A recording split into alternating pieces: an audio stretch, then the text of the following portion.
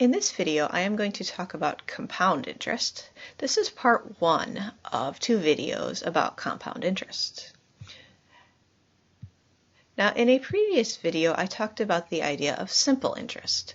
Simple interest is relatively easy to calculate, but unfortunately not a lot of places use it. Compound interest, on the other hand, is a much more realistic situation. It's how banks calculate how much interest to pay out on savings accounts, and it's how credit cards figure out how much to charge when people don't pay off their balance in full. This is easiest to look at by just starting with an example. So suppose you have a bank account that earns 5% interest every year, and you invest $200 in this bank account. So by the end of the first year, you're going to have the initial $200 plus the interest that you earn on the $200. So we'll need to calculate the interest. I'm going to do this just like how I did with simple interest. We'll take $200 plus $200 times 5%. Note that I wrote 5% as a fraction. You have to remember to do that. It's 5 out of 100. So then I will divide out the 5 over 100. So now I have $200 plus 200 times 0.05. Multiply it out. 200 times 0.05 is $10. So I have the initial $200 plus the $10 in interest, which gives me $210. So far, this is just like simple interest from before. But now is where things change. Starting the second year, you now have $210 in your bank account. So by the end of the year, you're going to have the initial $210 plus the interest that you earn on the $210. So same calculation as before, 210 plus 210 times 5 over 100, and 210 plus 210 times 0.05. Multiply 210 times 0.05 is 1050. So when I add those together, I have $220.50. So the amount of money that I added on this time for the second year was different. The first year I added $10. The second year I added $10.50. And this is the difference between simple interest and compound interest. With simple interest, we would just add 0.05 times 200, which is $10, every single year. But the amount of money in the bank changes every year, which means that our starting amount is going to change. So when you use compound interest, the percent, in this case it's 5%, doesn't change, but the initial amount in the bank account changes every year. So I'm going to go through some calculations here fairly quickly. And what I'm calling year zero is when we made our initial deposit of $200. There's no interest yet.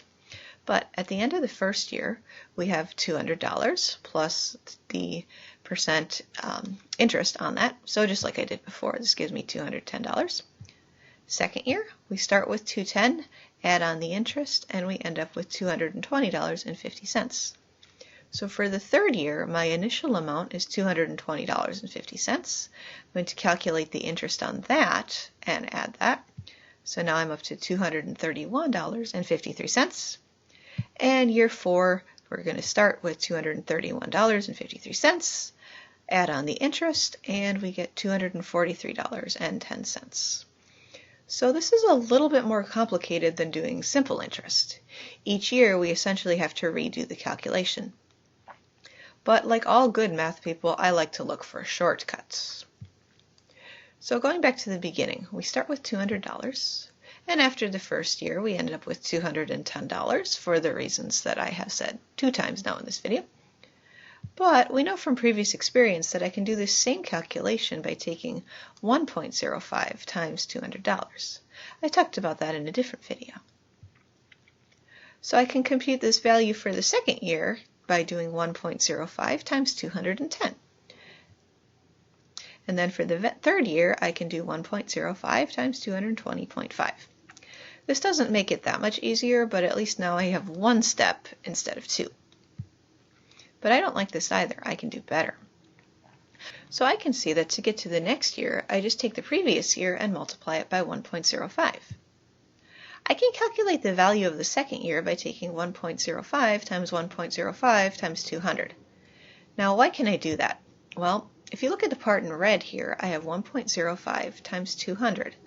And that is actually how we calculated the interest for the first year. So 1.05 times 200 is 210, And so if I take 1.05 times 210, This is exactly what I did before, and that gets me my interest. So if I wanted to find the value on the fourth year, I could do 1.05 times 1.05 times 1.05 times 1.05 times 200. If you notice, there are 4 1.05s because there are 4 years. So I'm going to multiply by 1.05 4 times. And when I do that, I get $243.10, and that is the same value that I got last time. Now, as it turns out, there is a mathematical shorthand for writing 1.05 times 1.05 times 1.05 times 1.05 times 200. We can use an exponent. So the shorthand here would be 1.05 raised to the 4th power, because there are 4 of them, times the initial amount of 200. If I wanted to know how much money I'll have after 5 years, all I need to do is change the exponent to 5. And I get $255.26. Now, most calculators are smart enough to understand if you type in, just as I did with parentheses like that. Most calculators are smart enough to give you the right answer. Otherwise, order of operations tells me that I do powers first and then multiply. There's a formula for compound interest if you're interested. Looks like this: F equals P times 1 plus R raised to the T power. So let's go through the letters.